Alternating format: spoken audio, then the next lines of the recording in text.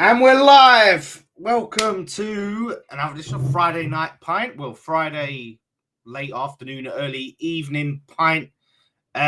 Before because there's the Spurs game and the Chelsea Man United game on, so we didn't want to clash with that. And Nicky, I think, has to go back out to work. He's working nights.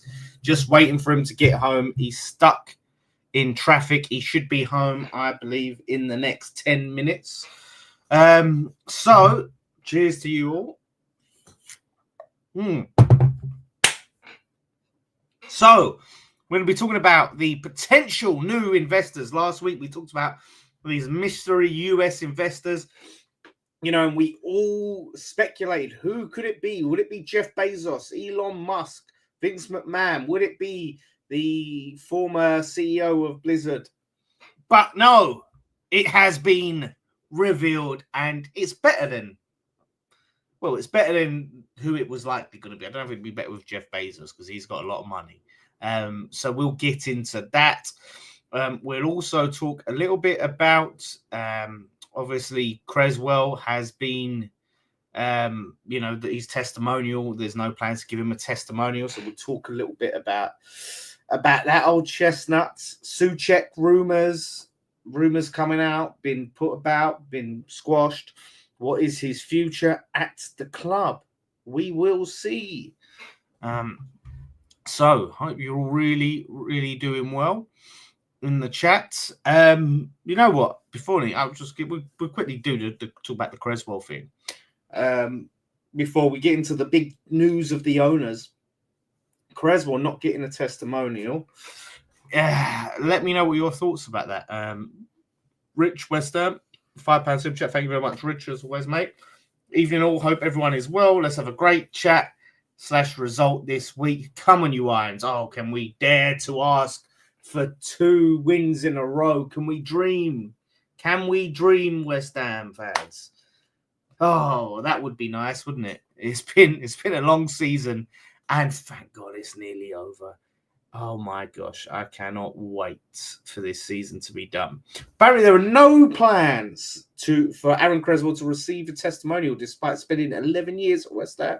The club's hierarchy believes the 35-year-old reception he'll receive in his last home game will be a fitting exit. In other words, that'll do, innit? A little clap for him at the end of the game. Yeah, that'll do. That'll do. Which I just think it's poor. It's poor to not do that. They didn't do one for James Collins when I thought they should have. The whole, we had a break in between, right? I can't remember if Winston Reid had been with us 10 years, but he didn't even get a goodbye. Like, there was nothing for Winston Reid. I think it's so poor. And testimonials are great. I don't feel like you see him as much anymore. Like, the last testimonial I actually remember and I'm aware of is Nobles. I think there might have been maybe a Man City one after that. But I don't know what it is. It's the Noble one. Such a great day out. So fun. So good to see a lot of the old players back wearing claret and blue. Nicky's on his way. He'll be home soon. It was great. I really enjoyed it. And you can raise some money up for you can raise money for the for the charity. It's good. Paulie Walnut says, no testimonials. I'm still upset from Frankfurt. That's hard for me to get over too. I have to, I see the video and he's crying in his goodbye video. And you have someone that's been there that long at your club. You have a feeling for it. It's so hard to forget Frankfurt, isn't it? It's so hard. But, I can't help. He's one of ours. And he didn't do it on purpose. And he's been here a long time, and we've got some good memories with him. And like I said, it's just you don't see it that often. Those players that have been with your club for that long, it's a shame. I think Antonio is one season off a testimonial as well. He came out in an interview and said he wants to try and pull away from Bowen, make sure Bowen can't catch his record. I can't see that happening. But yeah, I don't know. Noble was still under contract at the time. Yeah, I get that, but again, I just think it's for the fans. I think it's a great thing for the fans, and we don't have enough, this stadium to really enjoy enough fun days out. I just think it would be it'd be a nice gesture and a nice send off, and we could all enjoy it. Say goodbye to Creswell. Get players that he's played with, Noble, Collins, back. You know, a lot of these players we could see that he's played with. You know, he's a West Ham boy. We're going to be the club he's associated with. Legend is probably a strong word, but he'll always be West Ham. I don't know where he's going to go from here. I think he still has something to offer. He's been all right in that back three this season. Look, he's not going to pull up any trees, but as a squad player, he's Nicky's round the corner, I think. As a squad player, I think he still has something to offer, even in the Championship. I think he'll get snapped up. I think it'll be a good signing. So, yeah, it's a shame. It is a shame. And I don't know if we'll ever see another testimonial. I don't think we'll see one at this ground. You know, Creswell, you know, good luck to him. Like I said, I wouldn't be... It's one of them, like, he's not one of the highest paid players. And, I think we need to be less sentimental and giving players new contracts. Is that Nicky again? No. Yeah, new contracts. But it's so hard when you see a player and what it means and he's crying. And my cold heart warms up when I see that. And I'm just like, give him another year. Why not? Fuck it. Give him one more year. We've been right. Might as well. Maybe we'll do a Cohen. We'll end up just letting him go and then signing him back. It's... I think with these owners, you won't see testimonials. They won't stick their hands in their pocket and go for all that effort. It'd be nice, especially with how much of a crap season it would be. Like, imagine it'd be just so nice to go down there for the fans, day out. That's just fun, you know what I mean? Like, I've found it so miserable going to that stadium. Now I'm going to see shit football and be bored. We're probably going to lose. And that's been the season. So imagine we got to go down to the stadium and actually for a fun day out. I mean, if that's the case, you've got to be under contract during your testimonials, be eligible. Then, you know, fucking, I don't know. It's weird. It's weird. That whole process. I just don't think they'd give him one anyway. Like, to them, they've said, oh, we think it's good enough. We think it's a fitting send-off to just have a little clap at the end. Which is annoying. Do you know what annoys me as well? They're doing this whole, we want to get to your seats early on Sunday. To obviously say goodbye to Creswell and some of the other players and all this other crap in the street. That's annoying, isn't it? Because then, you know, you've got to rush your pre-match drinks. Would like to see Antonio and Creswell get a charity match. Yeah, they could do something with them together. I think Antonio, what are we in? He's got to have been... Oh, no, isn't it 10 years? It would be 10 years, wouldn't it? We signed him in 2015. Antonio. Creswell, yeah, so it's 10 years for Antonio. Antonio's in his testimonial year. Do them together.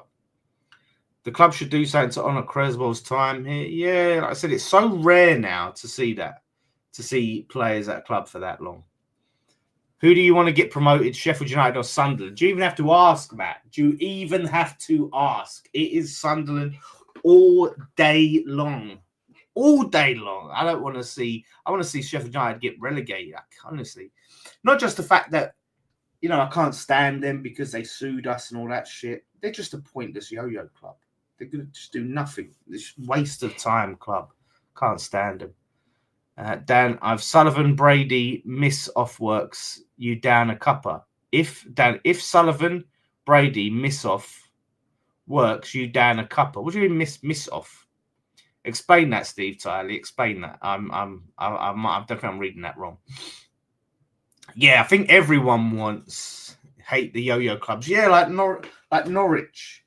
What are they doing? Why? What's the point? I remember when was it fucking Graham Souness called us a yo-yo club once. We've been relegated from the Premier League like twice. When have we ever got promoted and then gone straight back down? Like, how dare he call us that's Norwich and Sheffield United and Fulham until recently were the definitions of yo-yo clubs. The absolute definitions of yo-yo clubs. Alcazar says Creswell's been a great servant to the club. The sending off, we'll forget that until someone brought it up. Could not care less. All right, fair enough.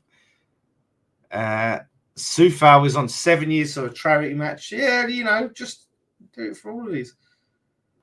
Do I think Freddie Potts, George Earth will be in the first team next season? I think they will be. Can't say whether they'll be starters, but I think they'll be in and around the first team. It's a shame Skulls are sort of faded out. It's a real shame because, he showed promise. He did show promise. Do you know what, actually? While we're talking about the same, someone done an AI, right? I want to get all your lot's thoughts before we get into before we get into the owners, right? I tweeted this out. Someone did the stadium, yeah? They did like an AI thing of if the stadium got done up and all that, right? Do you know what? Do you know what this Creswell chant, right? I'm so I get annoyed by the most pointless things. 7 minutes, Nikki said. But yeah, Aaron Creswell's magic. He wears a magic hat. What? Why does he wear a magic hat? Why a magic hat? What is a magic hat? Is that just because you just don't know what to rhyme in between? Then I'm logging on. Right, okay. You don't know what to rhyme in between that and his magic wears a magic because you don't know what to rhyme with that. Lazy song. Right, let's I'm not having a go at you, Swedish Templar, but whoever came up with the song. Right, okay. Window. So Steve WHU, been a long slog this season, but FMP cheers us all up. Thanks all. Thank you very much, Steve, for all your support and the 499 super chat. Appreciate it, mate. Right, okay. No, I want to share the screen. How do I share this again? Right, okay. So, yeah. So someone done this mock-up, right, and I think this looks good, like I've been saying for ages, yeah. Who's the new investor? We haven't got there yet, Silas. You're waiting for Nikki to come on board, so stay tuned. I've been saying for ages we need to change the seats to claret and blue. Like how much more it would feel like West Ham if they fucking just made that one simple change. It wouldn't solve all our problems, as I've said there. Wouldn't fix nearly any of the problems, right? But it would be an improvement. Like it feels to me like a neutral stadium. I don't know about all of you, but it feels when I go in that stadium, it feels neutral. And you got what? Like you go to let's go through any team, yeah.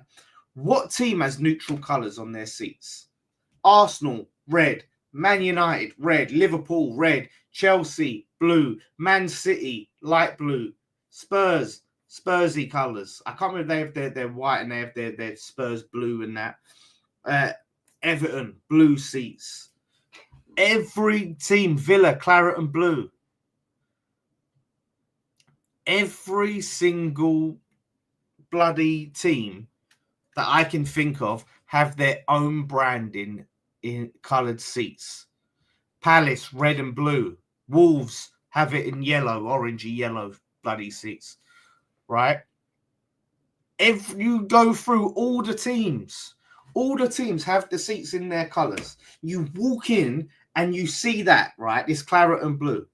And you feel like so much, it feels like our stadium. It's in our colours. But it doesn't feel like, Spursy colours is white. Someone said, white's our colour too. No, we have a white away kit. That's like saying purple's our colour because we have some purple kits. We are claret and blue. Borough's got red. Yeah, everyone. I can't think of any team in any league. Let's just go from Premier League, right? It's definitely not the Premier League. Everyone has their seats in their branded colours, but ours has to be neutral. It would just make such a difference, I think. So, like, yeah, does the club have no control over seat? But there's loads of stuff where they have our West Ham stuff hanging around, and they have like, you know, the seats aren't all white. They've got like some seats that are in our colours, so they can obviously make that agreement. Like, it would make the world of difference to us, but to all their crap events, it would make no difference. You go and watch athletics and the seats are claret and blue. Like, people are like, oh, I can't watch the athletics because the seats are claret and blue. Like, why? Why can't we have that? It makes no sense. So it annoys me. I did a survey after the what was the last game we played? The last home game, and then people going around, and that's what I put on the survey thing.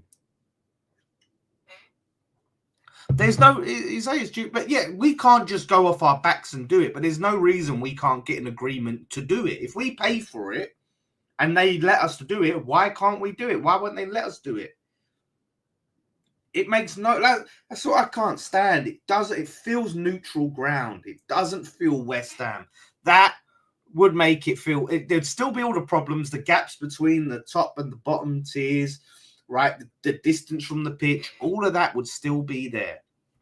But, you know, that would be, mate, it'd be because the thing is as well with these colours, whenever there's empty seats, they don't stand out as much as white. White, you have one empty seat, stands out like a sore fucking thumb. Claret and blue, it's the colours we're wearing. You go to other clubs, right, like Arsenal, where they all wear red and their seats are red. When someone's not in the seat, it don't stick out as much because the fans wear red. You can't notice it as much. Same as Man City. Dan, I don't know if you have seen, but there has been a team in Spain who had a running track. They got rid and built their seats there to look much better. Now it's closer. That should be the template then. That should be the template. Like I said, that's the same. Still got so many problems, but it's an improvement. It's an improvement. And they done. It was somebody. Shout out to this guy, WHG Forever. He done a chat GPT, like what it did look like. You know, if they done it properly. This was chat GPT. The Ali Hammers Arena. Look at that. Imagine that, eh? The training ground's a little bit too like claret and blue. Like, okay, like, do you know what I mean? Chat GBT's gone a bit overboard there. That looks a bit tacky. What they've gone with that, but I mean, it looks a lot better than the shit we have now, doesn't it? Like, come on, it does look. It looks a lot better. Don't see it why they wouldn't let us. The rest of the group has our branding, ground has our branding, and there's trophies wrapped around the wall. Exactly, the outside, like we have put stuff on the stadium. Why can't we just go all the way? Why? Well, I don't see why they won't agree to it. It's like we're leasing it. We're the anchor tenants. Oh, it would honestly, it would just make a big difference. It wouldn't solve all the problems, but it would feel more West Ham and not like neutral ground. So yeah, I don't know what all your thoughts are. But yeah, some people were like, no, right, you know, just knock the stadium down. Like, you know, oh, we won't do anything then. Like, we don't bother doing anything then because, you know, we've got to knock the fucking positive about Nicky being here is the show be a lot longer. He always likes to make it under an hour. We'll see what it might be. I mean, we were supposed to be running until like 7:45, but so I don't know what he's going to do now. He's not being in there. London Stadium is such a vague name, almost like a stadium for everyone. I tell you what, actually, that's another thing. Yeah, it is, isn't it? It's the stadium. It's London Stadium, not West Ham Stadium. I'd rather they called it the bloody Durex Stadium or something. You know what I mean? At least it has something. Look at this, right? So officially, we filmed a promo. Sorry, I thought I was still sharing. Present share screen. Right. So, according to X, if you can read this or it's too small, West Ham filmed the promo video for the new 25-26 kit yesterday with a mix of both first team and academy players. Apparently, the new kit is basically like this year's home kit, with a collar. Boyle Sports will be the new sponsor on the front of their shirt, replacing Betway. They will be paying 12.5 million for the season. Boyle Sports, everyone. What are we thinking of Boyle Sports? I mean, my God, does that not look like a championship sponsor? Does that not just scream championship? Are we foreshadowing our relegation with this sponsor? That looks tin pot as you like. Susan Boyle Sports. Oh, that is horrendous. I mean, honestly, if I actually do get a new shirt for next season, if one tempts me, I have to get it without the sponsor. We've got this for one season because after that, the sponsorships are banned. But guess what? The good news is, ladies and gentlemen, if we do get relegated, even though the new rules come in place, we can keep Boyle Sports. So if we get relegated, Boyle Sports will be our permanent sponsor. I mean, we've had some tin pots, haven't we? Like Spobet, Alpari, Excel, bloody crap. Like, it's just all the... Listen, money's money at the end of the day. It is, you know, as long as they pay up. But, my God, like, that is horrific. Betway, whatever you think about Betway, right, is... Oh, let me... Not paid the light bill. Whatever you think about Betway, it looks fine on a West Ham shirt. It's neutral. It's not a job serve. Yes, that's it, Steve. The most tin pot, I think me and Scott was talking about this the other week, the most tin pot sponsor of them all. Bloody job serve. But yeah, say what you want about Betway. Looks good. Looks good on a kit. You know what I mean? It's neutral, didn't offend anything. I think there's a chance they might make it all white, which would be better. But everything about it just screams tin pot to me. I'm sorry. So, hold up. I'm on the Heineken trudge. Joe, I mean. All right, let me just fix my light. There we go. Right, Boyle Sports, everyone. So it'll be interesting because if we do stay up, we'll obviously have a new non-betting company sponsor. Bring back the classics, man. Bring back the classics. How cool would that be? Like, just to get some... Can we not have beer? Is beer banned? Get some beers on the bloody shirts, mate. That Carlsberg Liverpool one, mate, is iconic. Wow, really? He used to be the front of shirt sponsor when DeCanio was in charge. I didn't know they'd been going that long. I'd never heard of them.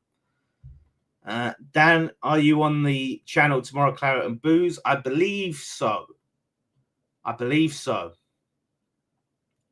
So, yes, I believe 3 o'clock we're popping on. We've got Dom's 30th birthday party tomorrow. Happy birthday to Dom. So we'll be on Nick's channel briefly, and then we'll be heading down to Dom's birthday party. Bowl Sports sponsor Coventry. Yeah, I think on the Coventry, I think it is all white on the Coventry shirt. So, you know, hopefully, it's all Monzo. God, do you remember Newcastle had Wonga.com? That was one of the most tin pot things ever. I have used Wonga.com, I'm ashamed to say. Yeah. Wonga with the big thing, honestly. What am I doing on Claret and Booze? He's doing a 24-hour stream starting at 3 o'clock, and he's asked us to go on. So yeah, he said, all right, we'll jump on quick before we go out to Dom's birthday party. So shout out to old Dominic. So, do you know what? Bloody Nicky should be in any time now. Let's get into this, shall we? Let's get into the big news. The takeover. Maybe a glimmer of hope and positivity. Maybe something West Ham fans could potentially get excited about. So, oh God, actually, I'll need to read this for his benefit, innit? He probably won't even know it, will he? But yeah, any brands you would like to see on the sponsorship. And don't forget, This is the last season of Umbro as well, and then we've got New Balance. So, has Dom retired from WHF TV yet? I mean, his job doesn't really align with, he can't, because of work, really do YouTube anymore. Which is a shame, but, I still see him at West Ham. He still goes to football. That's not changed. You just don't do, Dom just can't do YouTube anymore. He can't be online and stuff like that, which is a shame. Birthday, Mr. Astragugu. He hates that. He absolutely hates the Astragugu thing. He's so like, we had to take it down, but it's someone else. It's still on YouTube, but he asked us to take it down. But you can still find it if you type in Astragugu.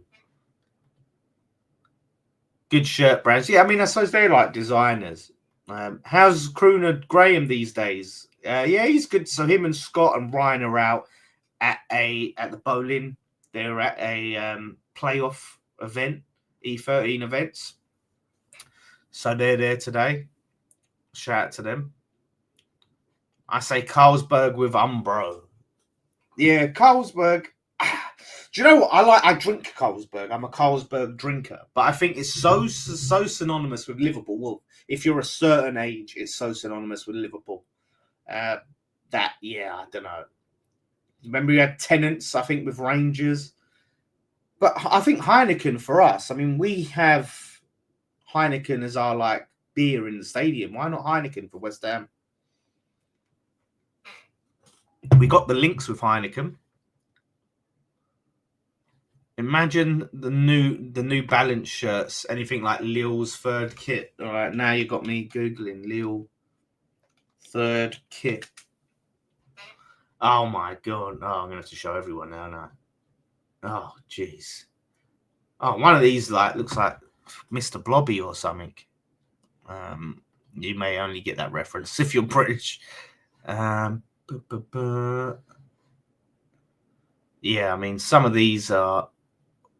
Oh, wrong screen. Some of these are... Is too. Do you know what? By the way, I see some people talking about Madri, right? I remember when you lot, and I'm gonna say you lot because I'm confident in this. People online, football fans in general, was obsessed with Madri at one point. That's all any fucker would ever drink. Madri. Oh, Madri. I remember I finally tried it, and it tastes like piss, right?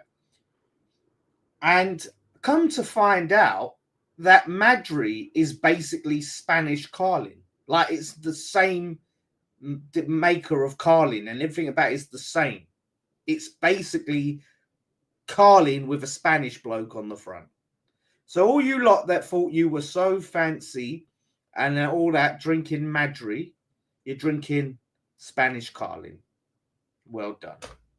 I'm remember it. Everyone, well, Madri at the football. That's honestly, it used to annoy me when I tried it. I thought, this is crap.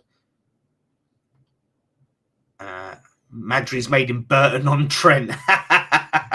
There you go. But yeah, so this is New Balance, eh? Do you know what? I don't know, like maybe if that was claret and blue. I mean, that pink one, have they got that where I can...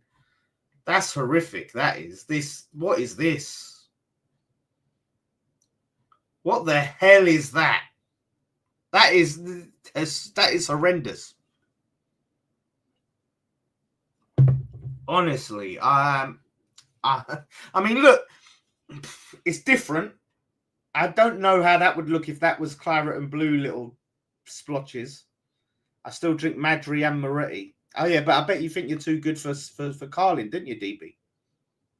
Yeah, that is diabolical. The black and gold kit's all right, but even then, it's... What is all that? Was that like a horse or a dog? Yeah, I'm not... that's all right, I guess. I mean, they're different, so maybe they'll put a bit of effort into it, but it's really touch and go if we'll get something horrific or not. So that might be what we got to look forward to. And you should see the 2024-25 Liantwit's major goalkeeper shirt. Is that New Balance as well? Do you know what? I'm kind of want to type that in. Liverpool New Balances were okay, yeah. So before we get into the actual who the investor is, okay, let's start on this before I read this out with Nicky. I mean, he said he would be 7 minutes like. Oh, that's probably him now, isn't it? No, he said it'd be 7 minutes like 15 minutes ago. Yeah, it was. He said 7 minutes. Yeah, yeah, just before 7. US investor, haven't Man United had a US investor just about bankrupt them with the debts they now have. So this is the controversy. Before we get into who it is, the controversy about US investors in general. So yes, Man United have had the Glazers, and the Glazers did put a lot of their debts onto Man United. And so Man United have a massive debt. They've obviously been crap owners. I mean, look where Man United are now. They've taken a club that were the best club in the world, winning everything, dominating, to 16th in the Premier League. Okay, and then you've got the Cronkies. Arsenal have been up and down all over the place, haven't won a league title since the Cronkies took over. Haven't won any real, they've won a few FA Cups and that's it. We'd all kill for that, but still for Arsenal, that's not enough. Nicky probably, he's always eating on the channel. And then you've got Chelsea, Todd Boehly. Now, Todd Boehly and their consortium, that's an interesting link, actually. We'll get onto Chelsea's ownership. Arsenal, Americans, they've pumped a ridiculous amount of money into Chelsea, but through a lot of dodgy means, signing players on like 10-year deals, selling assets like hotels and training grounds and all of that sort of stuff. And then who else have American owners now? I can't remember which other clubs have. I know Villa had, which I think Villa got relegated with American owners. Liverpool, FSG are obviously American, which they've obviously won the league, but they haven't really spent what Liverpool could be spending. Bournemouth, Burnley, they're nothing like to write home about, are they? Like, they're very different from the Saudi model, right? Where the Fulham, you could argue, are American. The Khans, Shad Khan, I think, is from Pakistan. His son Tony is born and raised in America. So yeah, it's just it's very different from the Saudi model. Even like you look at the Greek owner for Nottingham Forest, ambitious, isn't cared about what they can make of the club. They want to take that club to the top. Same with the you look at that Forest owner. He wants that club at the side. He will do whatever it takes to make Forest a top club. Like, and he's a Greek. Someone like that. That's what you want. But we don't even have that from the supposed fan that is David Sullivan, right? So David Sullivan's supposed to be a fan. I think the Greek geezer actually is a fan. But that's what a real fan looks like. Nicky's here. We've got no camera. He's cameraless and he's audioless. He's here in spirit. He's sorting his stuff on. Hello? Yep, I can hear you now. Oh. I can't see you, I can hear you. Yeah, my camera's a bit of trouble, so I might have to just go cameraless tonight. All right. Well, let's see then if I can. Oh, where are you? Let's fix it. I was going to try and put you on. All right, we'll just stick it like that. All right, yes. So we're getting into the big story. I thought I'd wait for you. Let's read this out then. So this is the reveal. I don't know if you've heard about this, Nick. You've seen it or anything like that. Okay. But this is the where Scott and I, we talked about the mystery American investment that we were linked with. It has finally been revealed who that potential mystery American investors are. So this is reported by Sean Whetstone, who is at West Ham Football on Twitter. Oh, really? And he says, yeah. The latest name of American, I think X also reported this. The latest name of American investors who may approach West Ham is the Guggenheim Partners or Guggenheim Partners. I have no idea. I would say that's global. Yeah. Guggenheim. Okay, you want to go Guggenheim? A global investment firm with over 260 billion pounds in assets. Well, I guess that's assets and not cash. The firm is well known to existing West Ham shareholder Trip Smith, who owns 8%. He was previously reported to have met with the Guggenheim Partners in Doha, Qatar in January 2020 about potential investment in the Hammers. Mm-hmm. It's rumored that Smith is looking again to form a potential American consortium of which Guggenheim could be a part. The Gold family could sell all of their 25.1% holding now that the probate of their father has been settled, potentially giving a Smith US consortium 33.1%, making them the second largest shareholder after David Sullivan, who has 38.8%. Kretinsky could probably be persuaded to sell his 27% of West Ham if someone doubles the 168.75 million he invested in 2021. A bid of 338 million could be enough to seal the deal. That could potentially give the US consortium a controlling 60% share of West Ham to outvote remaining shareholders, so they'd have the control share. Guggenheim Partners CEO Mark Walter co-owns Chelsea in another US consortium. He is claimed to personally own just under 13% of West London Club with Todd Bowley, a former president of Guggenheim Partners. So Todd Bowley. Walter is best known for his extensive investments in professional sports. He is primarily owner and chairman of Major League Baseball's LA Dodgers, which have won 2 World Series under his leadership. He is also the primary owner of auto racing organization Andretti Global, which operates the Cadillac Formula One team and the Women's National Basketball Association, the LA Sparks. In addition, he owns 20% of the National Basketball Association's LA Lakers and 12.7% of Blue Coal, a holding company that controls Premier League club Chelsea and League One club RC Strasbourg. So that's them. So there's talks that the Golds could have to sell. Apparently, Ann Summers is doing quite badly financially. So there is a likelihood that they will sell their shares, and these could be the people to do it. Skepticism about their American heritage. Thoughts? I mean, you have to take all this with a pinch of salt. You really do, because with before you say that, Nick, let me just explain the Chelsea thing. I know Stanley has ownership in Chelsea. I believe if he reduces his ownership, he's got 30%. I've read that if he reduces it to 9%, so he has to sell a few shares, he is allowed to invest in West Ham. He's allowed to be an owner of West Ham. So just keep that in mind. Just because of the Chelsea thing, he only has to sell a few shares, and then he's a bigger investor into West Ham. Okay, so but how much has he got into Chelsea? How much has he been involved? He's got 13%. He's a 13% stakeholder. So not a lot. Like, you don't hear it's Bowley and Clearlake. You never hear about what's his name, Mark. I've never heard his name related to Chelsea. Mark Walter, yeah. So it's not a stumbling block, really. As I said, you have to take all this with a pinch of salt, because there is certain things that Sean will put out. I've heard through the grapevine. It's not just Sean, it's X as well. No. I know there's a couple of it, but I've heard through the grapevine that the season ticket sales are pitiful at the minute.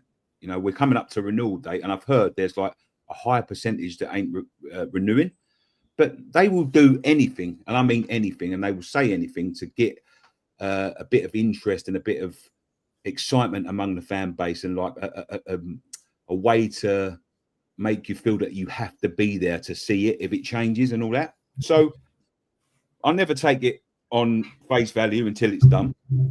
To be fair though, Nick, you could just say it's a Saudi. If you want to do that, then you could just say it's Saudis. Why would you say? I mean, the names that have already been mentioned are already mentioned in football, and they have I think it's Trip Smith, isn't it? The main consortium holder. He's already got investment in our club, so he's got a vested interest to be mentioned in them conversations. So like he could turn around and go, well, I might say you're going to buy the club because the sales are, and he's going to turn around and go, yeah, if you have to, because he has got a vested interest in the club. He's already got a financial stake in the club. Whereas if they start saying some random Saudi somewhere, he could turn around and go, oh, I spoke to him, and his lives become I don't know. It's one of them ones where obviously we want Sullivan gone, and I was talking about this to my brother today. It will never get better under Sullivan, never, ever, ever, ever under Sullivan. But you've got to look at what's come. I mean, the geezer that's involved in Chelsea, if he's had anything to do with the decisions that's been made at Chelsea, I don't want to be in that club. He's got 13%. He's only got not much to do with the decisions, has he? But that's still 13%. And when you think they've spent £1 billion on, listen, I think it's a top 8 team at best. £1 billion, what they could have got for £1 billion. The decision making there has been all over the shop, and we've always. But that's like saying Trip Smith is responsible for our decisions, though. Trip Smith's probably had nothing. We all talk Sullivan. No one says Trip Smith out, do they? Like, no, I do understand what you're saying, but I don't know. It's like I think we will be jumping out the frying pan into the fire if we go down that route. But then again, what route do you go down? I mean, I don't see people queuing up around the block, and obviously we'd all like to see a change of ownership. We want rid of Sullivan and Brady, but you don't just want rid of them for the sake of getting rid of them. You want rid of them to make the club better. Now, will it make the club better? At the moment, we were 17th in the Premier League. Apart from relegation, it can't get much worse.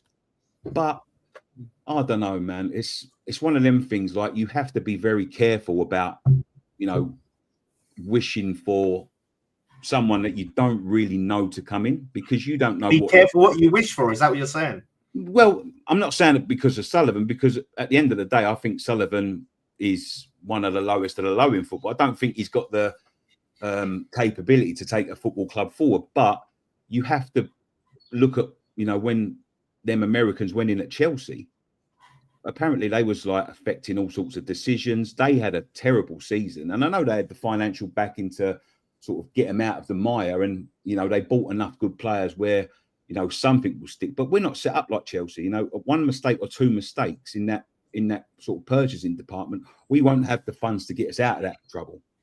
So they could get to the point where they just drive the ground. I don't know. It's a really, really, really tough one. But I don't know who these owners are. I don't know what their intentions are. I don't know what the business plan is going forward. But what I do know is that we can't continue this way under Sullivan, because eventually he'll run out of luck, and he's interfering, and all that will end up costing us our place in the Premier League. And I don't think we'll ever be in a position to get it back to to the standard that we want it to be, because I think the club has been badly mismanaged for years.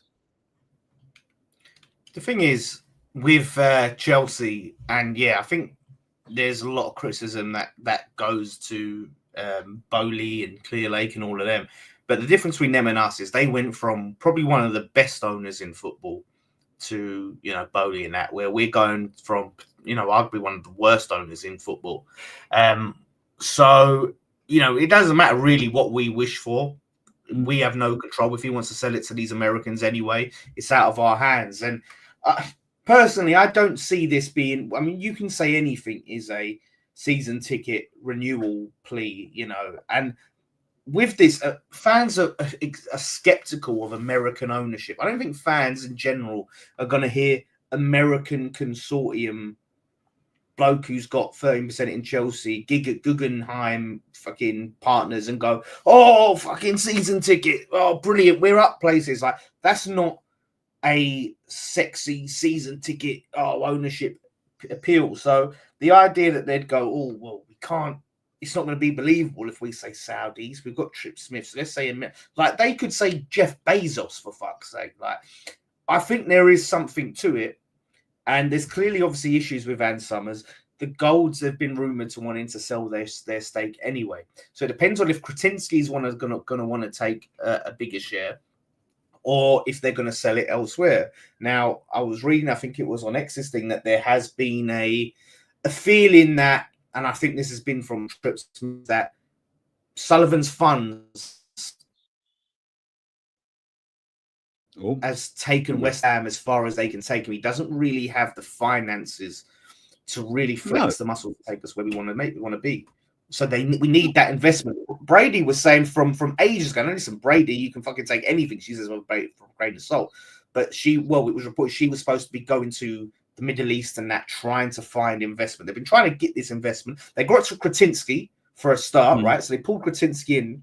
So it's clear that they're wanting outside investment. And if the Golds want to sell up, well, someone's going to have to buy those shares, aren't they? So I think there's something to it. Yeah, obviously someone's going to buy the shares, but at this present moment in time, that would split it pretty evenly between third, but Sullivan will still have the controlling stake. But what he can't control is if they do sell it, that, obviously the Golds have been friends with him for a long time, so he's had the choice to sort of have personal discussions with him and turn around and say, look, please don't sell it, and if you're going to sell it, please give me the opportunity to buy enough so I can keep it. And they would probably never side against it, because their shares with Kretinsky's added together are more. That's what I'm saying. So if it gets out of that sort of like that little circle that they've got, so if sort of 60% go into different business partners' hands, if they decide then to obviously sell the shares to each other or make a business dealing where they make a company where they've all got the share, like, he will have no controlling stake anymore. He will be a stakeholder, but in terms of being the chairman, he won't be the the big cheese anymore. But I honestly don't think that I would rule out this being a PR stuff. How does it get out then? How many business deals do you know that are leaked like this in that sort of detail before the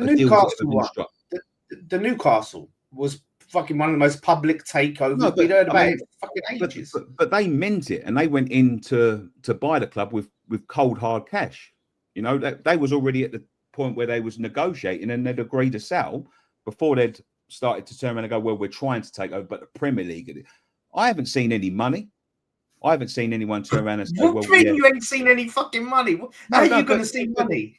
They was already, the Saudis had their money up front. They presented the offer. I mean, we don't know what point this offer's at. Obviously, we don't know. But I haven't seen anyone turn around and go, no, we're serious about buying West Ham. And until I see that, I won't take any notice of it. Until I see someone turn around and go, we're serious, and this is what we want to do. Because but the Golds have to want to sell it first. It's not for sale yet, is it? So they're looking at investment. So who said it then? Who said that it was a possibility? Who's leaking it? Well, who leaks anything? We don't know who leaks anything. We don't know who's leaking the team sheets. We don't know who's leaking the transfers. We don't know who's leaking this, right? But at the end of the day, so it could be leaked as sometimes like player transfer news is leaked as a way to generate interest. Maybe this deal is happening, but they want rival bidders. Maybe they're seeing. I would say on the face of it, from who's reporting it in depth, that it's being leaked by the club or someone on top of the club, because he wouldn't have that amount of detail. If it was a proper business deal, that was a serious business deal in negotiation, he's not going to tell him. He's not going to tell Sean Wexton or whatever. Even if it didn't come from him and it's come from someone else, where's he got them details from? It's got to have come from the club, because the new people ain't going to tell Sean. They don't know fucking Sean. They've got no connection with Sean. They've got no reason to tell Sean anything. But the season ticket sale angles. I'm not saying that there isn't someone in for Sullivan's or Gold shares, but the timing is very convenient. We are about 2 weeks off of renewal dates for the season tickets, and from what I've heard, there've been a catastrophe. And just talking personally to people, there's so many people that I know that have been going for years and years have just had enough of it. I've just had enough. Yeah, but do you think they're going to renew based off some fucking Guggenheim fucking. We don't know anything about these people. Like I said, as a PR, like, oh yeah, drum ups. That is not it. That's not the exciting. I'm not going to renew. I'm 50-50. That doesn't change it for me at all because people's suspicion. I was talking about American people are like American owners. That I'm telling you, this angle of this as a season ticket fucking thing makes no sense. No sense. I know, but there's nothing there you can say excited.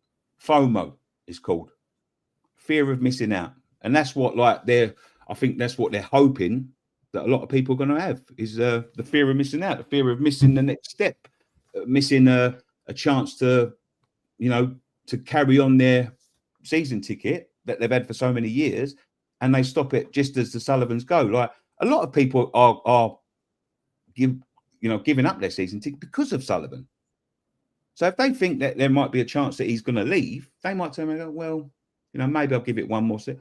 I don't think people are necessarily giving their season ticket over Sullivan directly. Me and a lot of people, I think people just got to the point where it's fucking boring. Like the football is boring. Sullivan was the owner. Far be, don't fucking crucify me. I'm not defending Sullivan before everyone gets their pitchforks out. But he was in charge when we was in Europe and when we was doing well and all of that. It's just about, I think, that people are just tired of the stadium. They're tired of the football. They're just tired of the experience of it. And to me, American owners that people are unsure about, they're not got a track record of being great owners in the Premier League. That is not the turning point, especially when Sullivan's still going to be the majority owner. That doesn't change anything season ticket for me. I would like to know if it would change. If you knew it was 100% true, anyone in the chat that's 50-50 new season ticket, would that make you renew if you knew this was true and these Americans were coming in to do what? Like I said, so we know that the Golds probably want to sell because they're doing mass layoffs, closing down and summer shops. They need the money. So why do you think that Sullivan wouldn't buy shares? Because he can't afford it. He hasn't got the money. I think he cannot. I think he's got the money. I just don't think. No, but he hasn't got the money. Yeah, he could cover it. Like I've got the money to buy a lot of things, but if I was to buy them, well, I would have a lot less money to spend on other things. He would have to spend a considerable amount of money, right? So let's say that their shares, well, Kretinsky's, they're saying he would want 300 and something million quid, right? So let's say the Golds, right? They're similar. So say like 400 million for the Gold shares. Do you think that Sullivan is going to stick his down his pocket for 400 million pounds just to buy more shares in West Ham? I don't think so. He's got less shares than he used to have. He's got less shares. He has less shares now than when he bought the club. So I don't see him now buying more shares. He could have bought more shares. Yeah, but that's what I'm saying. I think the whole thing's I do think that a takeover will happen. I really do. I do think that a takeover will happen. Yeah. But I don't know whether this is the year. I don't think that there's a million people lining up to buy West Ham. I don't think it's the attraction that they thought it was going to be. But this ain't a takeover. This is investment. It's an investment for now. Yeah, first we had Trip Smith, then we had Kretinsky. So it's not out of the realms of possibility that someone else after those two would come along and go, yeah, I want to invest, especially if they're looking at a sale, a total sale, where you're looking and go, well, if we buy it in now, by the time it's sold, and if they've got inside knowledge on us getting the stadium, then you're making more profit. Like something's, this may not 100% be true, but there's no smoke without fire. There's something bubbling under the surface here, I think. Whether that's we're going to end up with fucking Guggenheim partners or what, I think the Golds will not be owners in this football club for much longer. David Gold. I honestly think that they'll all be gone in the next sort of 2-3 years, depending on who comes in, who invests, and what the future plan. I don't see. I'll be honest with Sullivan. I don't see a future plan. I think he thought he was going to be out 2-3 years ago. He thought he was going to clean up But I don't think he's had the right offer, and I don't think he's at the point where he feels that, you know, everything that he's put in for the last 15 years is going to be worth it financially for him.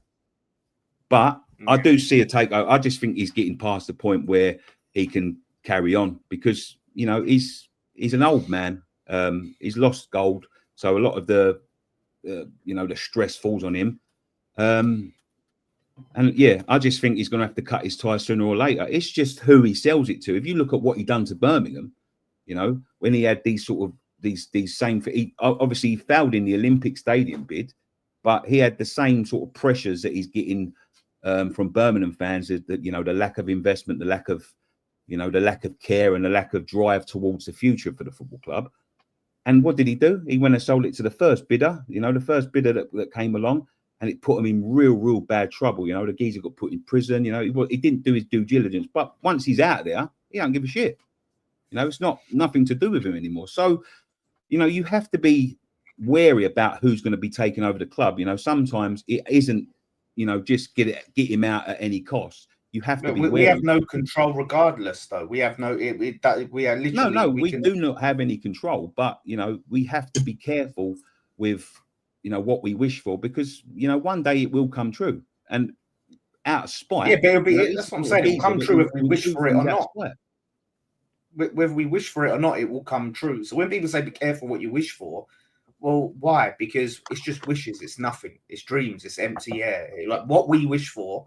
Like if I wish for Sullivan out, and then we get a really shit owner, and he relegates us, is it my fault because I wish for Sullivan out? No, because my wishes mean nothing. Like, because it would have happened anyway, whether I wished for it or wouldn't wish for it. So I think whatever will be.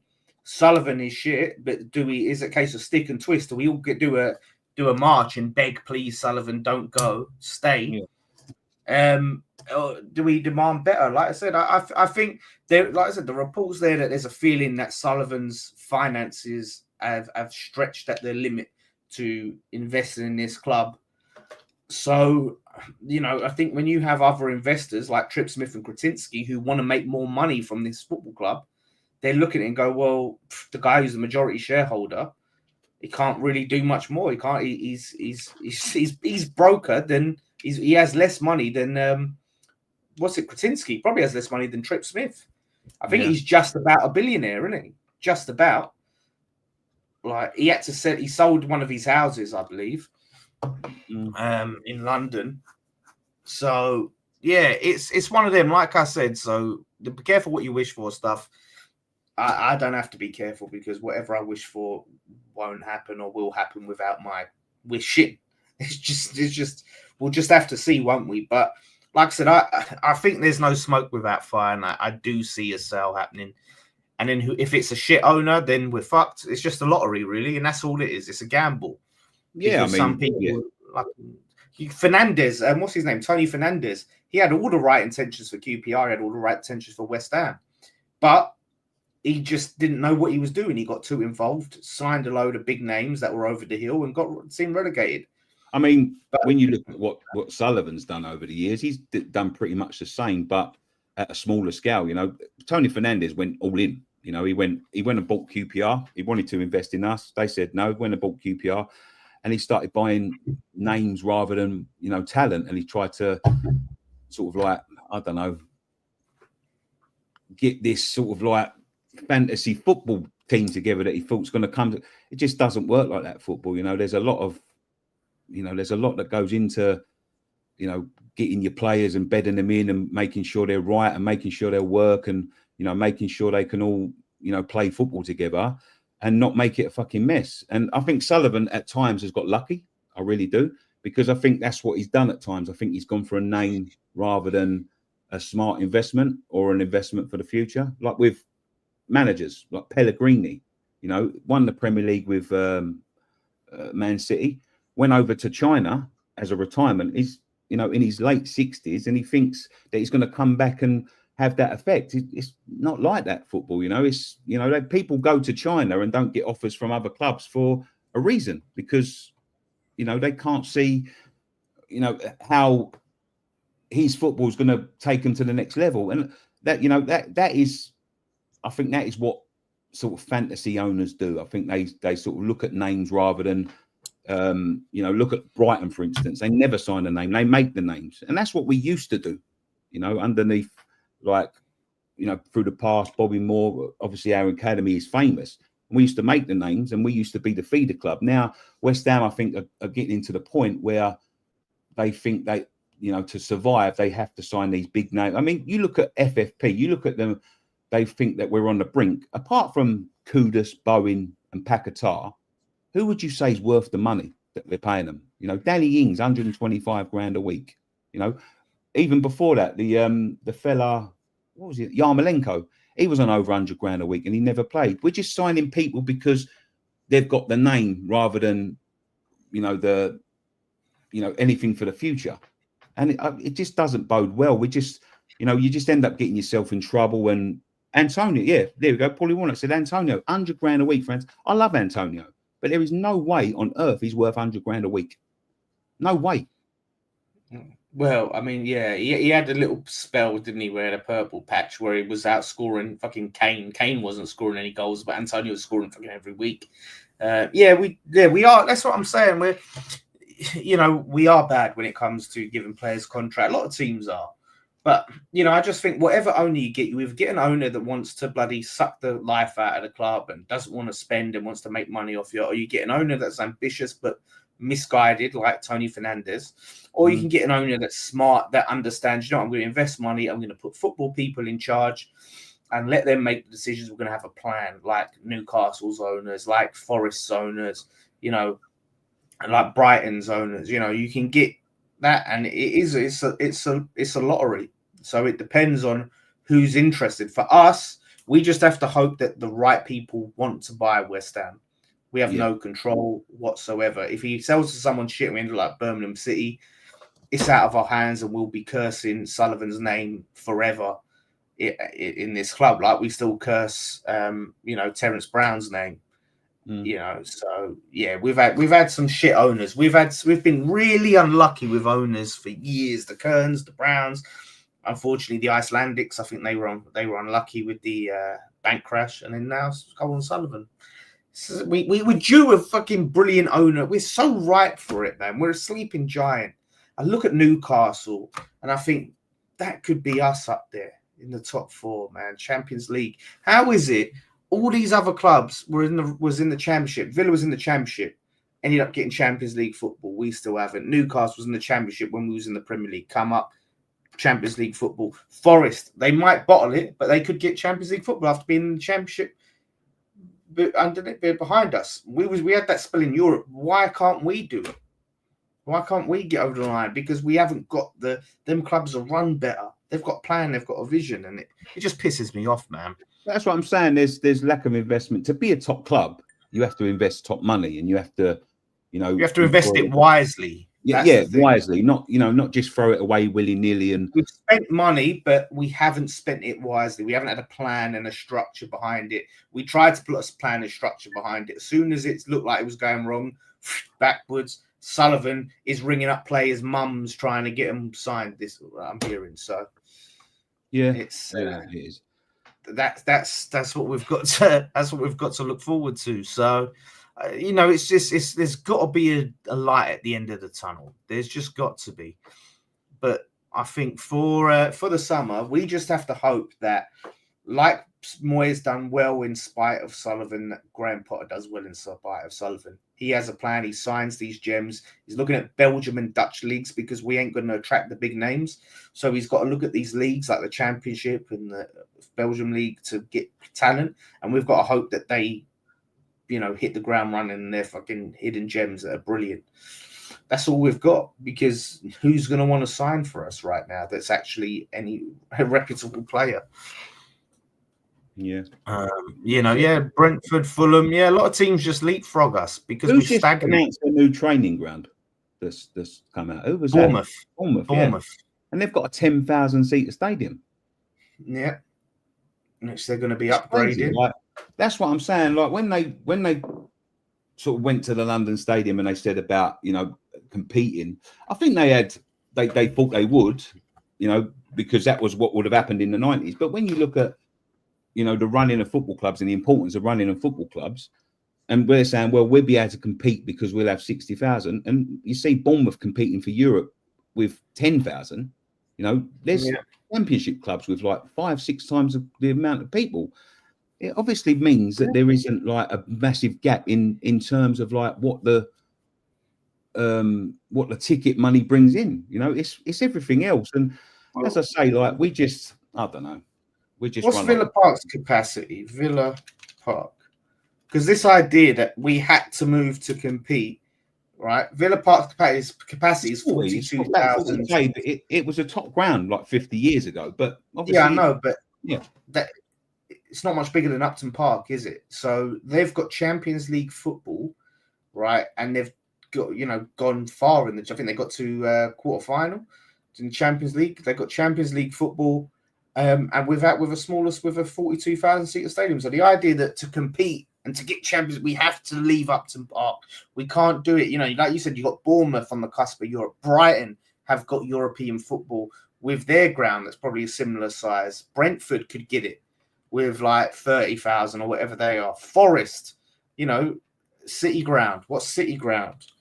So the idea, like there's still people that believe that we had to leave Upton Park to get your 30,000 Nottingham Forest are. So because that's what they sold, and that's what they lied to them. Otherwise, they would have, met more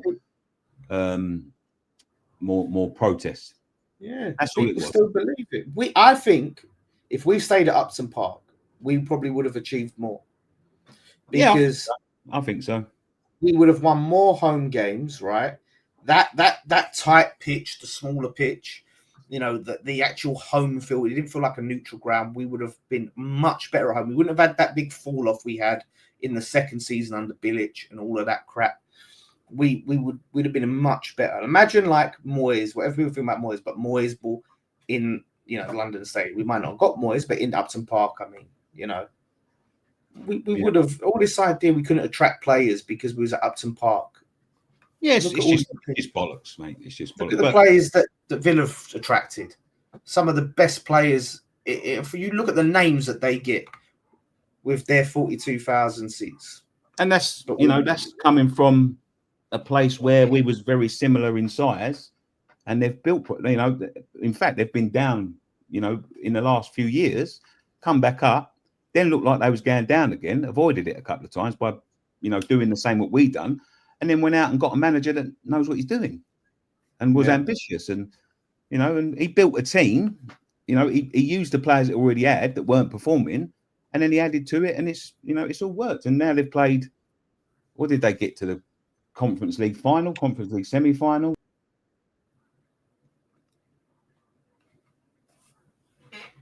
Oh, we've lost you. Nicky's lost his audio. But yeah. It just goes to show you that the idea that we had to move to compete, bollocks. It's a real shame they blew up our home for nothing, for absolutely no reason other than to make a few quid. And here we are in a neutral ground that we all hate, sitting 14th, 15th, 15th in the league. Nicky's audio is completely dead. It's a piss take. It's an absolute piss take. Like I said, so many teams with smaller grounds come up and leapfrog us. So I'm fully confident that we would have. Oh, he's gone. I have every confidence that we would have done better at Upton Park. Because do you know what? I've seen players saying it. It's like a neutral ground. That's what it feels like for players. As a fan, I've said it feels like a neutral ground. But for players, it don't feel like a home ground. And you've seen it. Like bigger teams loved coming to Upton Park, London Stadium. They loved coming and playing at London Stadium. They hated coming and playing at Upton Park. And this is the thing, yeah. We had this chat in the group chat about apparently Everton are keeping Goodison Park, right? They're keeping Goodison Park for the women to play at. Imagine we'd done that with Upton Park and we kept Upton Park for the women to play. Nicky's power's gone out. And answer me this question, everyone in the chat, right? if we kept Upton Park and the women played at Upton Park, would you be, and if you don't, right, forget all the political stuff, would you be more likely to go watch the women play? If with the women played, if Upton Park was still around, would you go and watch the women's team if they was in Upton Park? Because I would, like, you know, I said I think they would near enough sell out if they was in Upton Park, because especially now where people are missing it so much. Imagine like Upton Park was, you know, still there, still standing. The men played in the shitty London stadium, but the women played at Upton Park. You know, people would just go. Imagine that. You could go to all the pubs, you go to the bowling, you go to the Queens, you can go to the Central. You know, you could go to all of these pubs. You could have the match day, and you can sit in your seat, like where you've always sat, and it's West Ham, but it's the women's team. Like, I think a lot of people would do that. Especially, imagine now, I would have a season ticket over there than London Stadium, just to be at Upton Park. Like, oh, it'd be brilliant. And then, like, the idea that we have that there, at least, you know what I'd be so happy about. Like, but, you know, you say women's football is not good, right? Whether you think that or not, right? It doesn't matter, Matt, does it? It doesn't matter, because West Ham men's has been shit at Upton Park. It was a many a year. That Avram Grant season, I went to a few games that season. Didn't matter. You just went, innit? That's what you did. But regardless, right? Whether you would go or not go, if you're, you know, totally don't like women's football and you wouldn't go anyway, that's one thing. But wouldn't you be happy to know that the stadium's still standing? There's always going to be the hope that we could go back, because it's still that's why I wish we would have done what Goodison done, Everton done with Goodison. You know, like that. As long as, like, you know what I mean, like, even if you don't go, it's still there.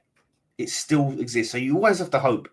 Like, one day maybe we could put the pressure on. Like, I would love it if it was still there and we could just protest and move back. Oh, it'd be just imagine. Oh, I hate even do this. It's upsetting me, but imagine now if we got to go back to Upton Park. Is there people in this chat that would if you had the chance to go back, you'd stay at London Stadium? I think Bodger would stay at London Stadium. I think that's what he's saying. Mate, I'd go back in a heartbeat. I would trade that Conference League trophy to go back at Upton Park. Should be rebuilt brick by brick. Yeah. Oh, imagine, see, if you got like super mega rich owners that could not buy them flats, knock them down and rebuild Upton Park. Oh, if I ever like strike oil and become mega rich, just know I'm doing that. Okay, just know I'm doing that.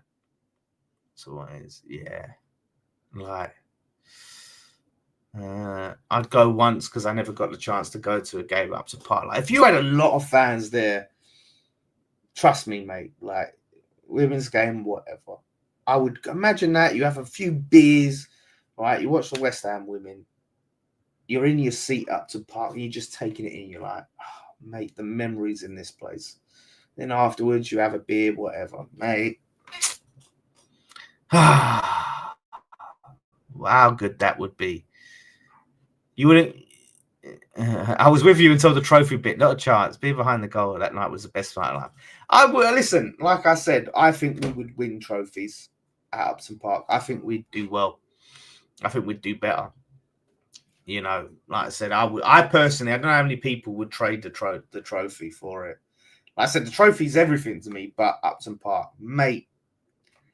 I didn't start supporting West Ham for the trophies. Believe me, I didn't keep supporting West Ham for the trophies. I didn't go to watch West Ham for the trophies. I went for the experience, you know. It won't happen. It won't happen. It's like it was just a conversation that we had about what they're doing with Everton, keeping Goodison open. You know, unbelievable. So, yeah, it's not our West Ham, is it? So, yeah, listen, let's hope we do Forest. Let's hope we do Forest on Sunday. They've been in bad form, which is always to worry about. Always got to worry about the when the team's in bad form and they need a win. Like, this is massive for them, because they're not only is Champions League, they could still get Champions League, but their whole actual European place is in trouble. It's in danger, their European spot. So they have to win this game. This is must win for Forest. It's the last home game of the season, so we want to win this. It's not must win in terms of that, but I want to win. So it'll be interesting to see. They'll be up for it. Will we be up for it? They've obviously had that issue, that poor player. It's confirmed. Oh yeah, it is confirmed. Yeah, they at least get Conference League, right? They can at least get Conference League football, but if they want Europa or Champions League, they have to win. So yeah, obviously they had that player who's now in a coma, Forest, because the medical team screwed up, sent him back out after he hurt himself. And that's what the owner was having a go at Nuno at. So there's a lot of just outside stuff. So you don't know whether that will inspire him or distract him on Sunday. We just need to turn up and actually put a shift in, because it's not one of the fucking big six teams. We tend to not perform. I'm hoping that win will take a dark cloud off us and we can actually turn up and put a shift in. That's all I want to see. That's all I want to see, is us come up and put a shift in. If we can get a win, I want to finish above Spurs and Man United. I know in the grand scheme of things, it won't mean anything. One of them two are going to have a trophy. But, I'll be happy. I'll be happy with that. If we finish the top of this mini league and we finish 13th above Everton, that would be nice. But just let us finish above Spurs and Man United. I'll win 50 quid off Deji if we finish above Spurs. So that'll be a nice little thing. So yeah, I don't know what he's going to do team wise. He'll probably keep it the same. Not acting weird shit. And we've got to win one time out. We've got to do it, man. I just hope that in fact, we're always crap. Last home game, we rarely win last home games of the season. All good, Dan. Do you believe this takeover room? I believe there's something to it, Richard. I believe there's no smoke without fire. I don't believe what Nicky was saying about, it's season ticket renewals. That's such a weak season ticket renewal rumor, because like I said, you could do so much better. Like, if you was going to just make shit up to get people to renew their season ticket, you could do better than that. But yeah, for us, obviously it's Creswell's last game, it's Soufal's last game. Are you guys worried that we're letting too many players go? We could let too many players go too soon. We've got Creswell, Fabianski is going, Soufal is going, Zuma, obviously, we haven't really had him, and one other player, obviously, Ings is getting released. Week's been not too bad, Randy. Hope you're good, mate. Hope you're good. So we've got those players leaving. Then you've probably got the sales. They're talking about Souček, which we didn't get to talk about with Nicky, but Souček potentially leaving. It's rumor. I think it's bollocks that he was told he can leave, but he still might be up to sell. So Souček is 50-50. You've got Fulkrug apparently is up for sale. Like, so many players. Obviously, Soler is going back. Rodriguez will probably be moved on. Right? And then you've got maybe Mavropanos up to 10. That's a lot of players. And then at least one of Paqueta or Kudus will be sold. At least one of Paqueta or Kudus will be sold. So then you get up to 11 if one of them are sold. This is a lot of players, and you let too many go. And this is the thing, whatever you think about Souček, we need some players to stay that will fight for the shirt and knows what it means to play for West Ham. You get too many changes too quickly. I know we need to raise funds, but come on, We just got to be careful with. So, yeah, it's this is it. It is that level that we need those characters. Souček as well, that are proper professionals, will put a shift in, knows what it means to wear the shirt. And if we get too many Paquetas and Kuduses, you know what I mean, these flashy players that, you know what I mean, don't really, aren't exemplary professionals, then you're asking for trouble then, aren't you? That's what I think. So it's a bit concerning with the rumours that how many players could potentially be going. That's what we have to be mindful of, because then you just get a whole new team and you have to start from scratch, a whole new culture. But then how do they integrate? Yeah, it's the third rebuild, isn't it? The rebuild of the rebuild. Oh.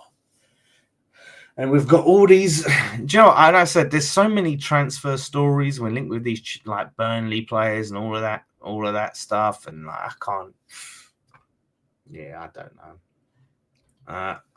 I missed it, but how do you know if Trip Smith were to acquire gold shares? I don't know how much Trip Smith is actually worth. I mean, he's just had these shares for years and not really done anything with it, has he? 1.25 billion. So I don't think he's going to acquire. I don't think he's going to acquire that much percent of his net worth. But yeah, listen, we'll see. Listen, Potter wants to rebuild the squad. I will trust Potter. I'm behind Potter for this season. Let him have his team. Let him have his players. And we go from there. The win against Man United was massive. We needed to take the pressure off. And so hopefully that does, and we can all sort of be going into this game. Yeah. Would anyone be bothered if we went down? Those playoffs at the Millennium Stadium in Wales were great days. Listen, the last season we had in the Championship, some of the best experiences I had going football. Loved it. Slapping teams up, right? I was there when we smashed Brighton 6-0. Unbelievable. However, that was at Upton Park. I would not like to see us in the Championship in this stadium. No way. It would be a completely different experience. And these days, you just don't know if we'll ever come up or when. Like, it's a nightmare. This is so hard now. So I wouldn't. I love, people watch it and they've just clicked on and they watch it from the start. So they put if he watches it to the end, he's going to see his comment up eventually. But he's obviously replying to when I asked if there was alcohol on shirt sponsors. I love how they banned alcohol, but they've kept us betting for all this time. Could be up to 14 players with contract expires, loans, and sales should stay and take Creswell's role in the club and help Captain Bowen out. If we're going to continue to play this 5 at the back, then Creswell could potentially stay another year, right? Soufal could potentially stay another year because we're going to have to sign a right back if he goes. He's cover. Like, these players are cover. Like, Chris, Soufal, give him a little bit extra money and let him stay for a season. Like, we're not going to sign all of these players, are we? We're not going to replace all these players. It has to be gradual. So you could keep a Creswell and a Soufal. Then you've got, cover at left back, cover at centre back, cover at right back, and then pump that money into a striker, a left winger. Midfield, the midfield needs so much investment. Out of everything, that midfield needs to be completely rebuilt. That is a glaring hole in our team. So the last thing we want to be doing is splashing money on backup right backs and backup left backs. Youngsters have to be mixed in too, but this is the thing, right? You don't want to rely on youth. You don't want to get to the point where Skulls, Potts, and all these, that's it. That's what we've got. You want to give them the space to breathe and coming in where there's no pressure. And we can give them game time and play them in play them in cups and things like that and bed them in. So, yeah, but the midfield, rebuild the shit out of that midfield. It is painful. Rodriguez was bloody crying after we beat Man United at Old Trafford and all of that stuff. And he's, next season we'll do better. He's not going to be here next season. Soler is going to be off. Alvarez will probably be off. Alvarez, add another name to that. Alvarez will probably go. Get some legs in. Ward-Prowse. He'll probably go. We need like 3 players to sign 3 players for that midfield at least. And then if Souček goes, which has been rumored with, we might need an entirely new midfield. Obviously, Potts will come in and be an option for sure. Sunderland, we have interest in a lot of their players, including Bellingham and stuff like that. If they come up, we might not be able to get their players. But yeah, next season we can't afford to fuck about. It is going to be a challenge. We could be a team. We could go down if we aren't smart. We could go down if we don't do it right. The pressure is on to get that recruitment spot on. It really is. So we'll see. Apparently you want to raise Southampton players. Oh God, stay away. Just stay away from Southampton's players. No interest. Just honestly be smart, West Ham. So yeah, well, let me know what you think in the comments below. If you've obviously, sometimes like I end the stream and you was like going to say something. If you didn't get to see it, so you could go after the stream and just write down in the comments and I can see and reply to you. You could go and do that. So yes, but like I said, we'll be there Sunday at the game. And obviously tomorrow night we'll be out for Dom's birthday party. What happens at the stadium if we go down? I think our rent gets cheaper. I think we pay less money to LLDC if we go down, so our rent gets cheaper, which is, Sullivan. He'll be happy with that, wouldn't he? It's, save a bit of money, get some parachute payments, but the value of the club will decrease, of course. So a lot of cheap tickets. Yeah. Do you know what? I bet they wouldn't make the season tickets cheaper. They just, we're going to freeze them. We're going to freeze them. West Ham. Listen, let's hope we get another win on Sunday. That's all I have to say about that. So, thank you all for watching. Enjoy the rest of your weekends. And one thing left to say. Come on, you irons.